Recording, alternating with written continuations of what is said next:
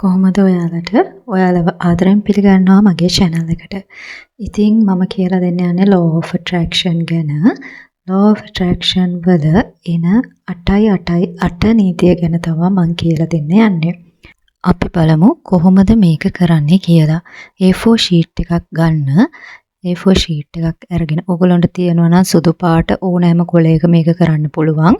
සුදු පාට කොලයක් අරගෙන ඒකේ ඔයාලට අවශ්‍ය මොනවද කියලා 8 සැරයක් ලියන්න. උදාහරණයක් වශයෙන් කියමුකෝ මුදල් අවශ්‍යයි කියලා. එතනදී ලියන්න ඕනි මට රුපියල් 10000ක මුදලක් ලබා දුන්නාට මේ විශ්වමෑණියන්ට මම ස්තුතිවන්ත වෙමි කියලා.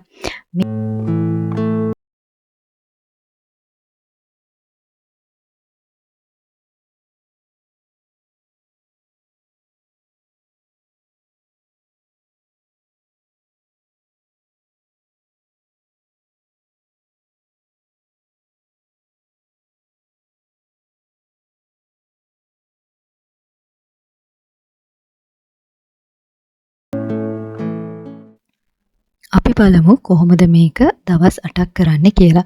පළවෙනි දවසේ මම කියපු විදිහට කොලේ සුදු කොලේ මතු පිට 8 සැරයක් ලියලා ඒක 8 සැරයක් කියවලා කොලේ අනිත් පැත්තේ 8 කියලා ලියන්න. ඒ ලියලා ඒක කොට්ට යටින් තියන්න. ඊළඟ දවසෙත් ඒ වෙලාවටම ඔයාලට පුළුවන් නම් නින්දට පෙර තමයි මේක කරන්න ඕනි. ආයෙත් ඒ කොලේ අරගෙන ඒ කොලේ තියෙන ඒ වාක්‍ය 8 ඒ විදිහටම කියවන්න. ඊට පස්සේ ආයෙත් අනිත් පැත්ත හරවලා 8 කියලා ලියන්න. මේ විදිහට දවස් 8ක් යනකම් ඒ විදිහටම කරන්න. නමුත් ඔයාට හැමදාම ලියන්න අවශ්‍ය නැහැ. එකම කොලේ 8 සැරයක් කියවන්න විතරයි තියෙන්නේ.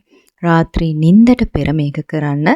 ඊට පස්සේ මොනවත් ෆෝන් බලන්න අනවශ්‍ය දේවල් හිතට ගන්න අදහස් අනම්මනම් යන්නේ නැතුව මේ දේ ගැනම හිතන්න. ඒ දේ ගැනම හිතලා ඔයා නිින්දට යන්න. මේක බලන සමහර අය මේක පිළිගන්න පුළුවන්, විශ්වාකර්ෂණ නීතිය විශ්වාස කරන්න පුළුවන්. සමහර අය විශ්වාකර්ෂණ නීතිය විශ්වාස කරන්න නැහැ ඇත්තටම. ඒක ඉතින් තමන්ගේ කැමැත්ත. මමත් මුලින් විශ්වාකර්ෂණ නීතිය කියන දේ විශ්වාස කරේ නැහැ. නමුත් මම ඔයාලට පොඩි කතාවක් කියන්නම්. ඒ මගේ හොඳම යාළුවෙක්. ඉතින් 1 වසරේ ඉඳලා 9 වසරට වෙනකන් එයාගේ අධ්‍යාපනයේ කිසිම දියුණුවක් තිබ්බේ නැහැ. අන්තිම පන්තියේ ඉතින් හැමදාම ටීචර්ස්ලා බයිනවා. හැමදාම යාළුවෝ එයාට කියනවා උනන්දු වෙන්න කියලා. හැබැයි එයා සත 5කට ගණන් ගත්තේ නැහැ. නමුත් 9 වසරෙන් පස්සේ එයාගේ ලොකු වෙනසක් හැමෝම දකින්න පටන් ගත්තා. ඉතින් මේ වෙනස ගැන ඇහුවට පස්සේ එයා දවසක කියනවා මම අලුතින් කෝස් එකක් පටන් ගත්තා. ඒකේ හැම දෙයක්ම කියලා දෙනවා. ඉතින් ඒකෙදී විශ්ව ආකර්ෂණ නීතිය ගැන කියලා දුන්නා කියලා කිව්වා. හැබැයි ඒ කාලේ ඉතින් අපිත් පොඩි අපි එච්චර ඒක ගැන ගණන් ගත්තෙත් නැහැ. ටික කාලයකට පස්සේ ඇත්තටම ළමයාගේ ලොකු දියුණුවක් අපිට දකින්න ලැබුණා. ඉතින් දැන් එයා ඉංජිනේර් කෙනෙක්, බැච් ටොප් වුණා. ඒ වගේ විශාල දියුණුවක් අර මොකුත්ම බැරි ළමයා එකපාරට වෙනස් වෙලා ලොකු දියුණුවක් ලබා ගත්තා. ඉතින් ඔය දේවල් එක්ක තවත් පොඩි කතා තියෙනවා තවත් අයගේ. ඒ දේවල් එක්ක මමත් බැලුවා මේ විශ්වාකර්ෂණ නීතිය ඇත්තක්ද කියලා. ඒ විශ්වාකර්ෂණ නීතිය ඇත්තටම ඇත්තක් මට නම් මමත් අවස්ථා ගණනාවකදී මේක අත්හදා බලලා තියෙනවා. ඒ හැම අවස්ථාවකදීම මගේ උත්සාහයන් සාර්ථක වෙලා තියෙනවා.